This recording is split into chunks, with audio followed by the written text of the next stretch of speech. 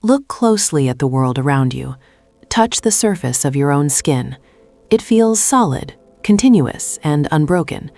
We navigate our lives with the absolute certainty that physical matter is dense and impenetrable.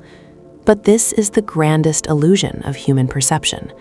Our senses are tuned to a specific frequency of reality, a superficial layer that masks the chaotic, vibrating truth beneath. If we possessed the power to transcend the limits of our biology, to zoom in without restriction, the familiar world would disintegrate before our very eyes.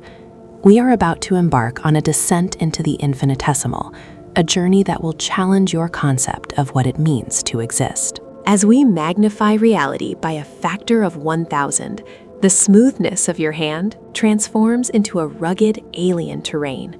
We are now traversing the canyons of the epidermis. Dead skin cells lie stacked like tectonic plates, shedding and shifting. Here, in this microscopic ecosystem, monsters roam. Bacteria and dust mites, invisible to the naked eye, graze on this biological landscape. It is a bustling, living world that exists on every inch of your body, yet it is still biologically recognizable. It is organic. It is messy. But we have only just scratched the surface. To see the true machinery of life, we must go deeper, past the biology and into the chemistry. Zooming in 1,000,000 times, biology gives way to the rigid geometry of chemistry.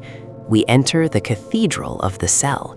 Here, the double helix of DNA twists like a spiraling staircase of light, encoded with the instructions for your entire existence.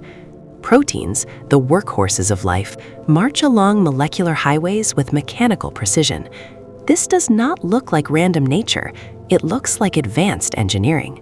But even these molecules, these complex chains of carbon and hydrogen, are not the bottom. They are composed of something far more ancient and far more empty. As we push the magnification to the billion scale, the structure dissolves.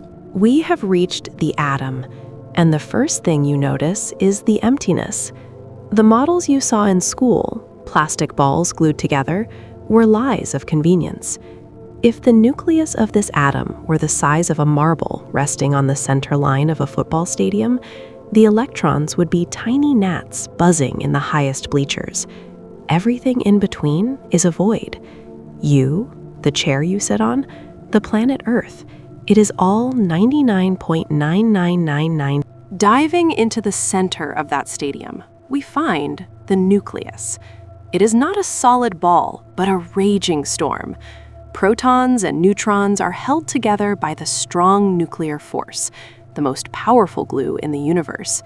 But even these are not fundamental. Inside them, we find quarks: up, down, charm, strange. They vibrate with a violent, restless energy, appearing and disappearing in a quantum dance. Here, the laws of classical physics have completely broken down. A particle can be in two places at once. Cause does not always precede effect.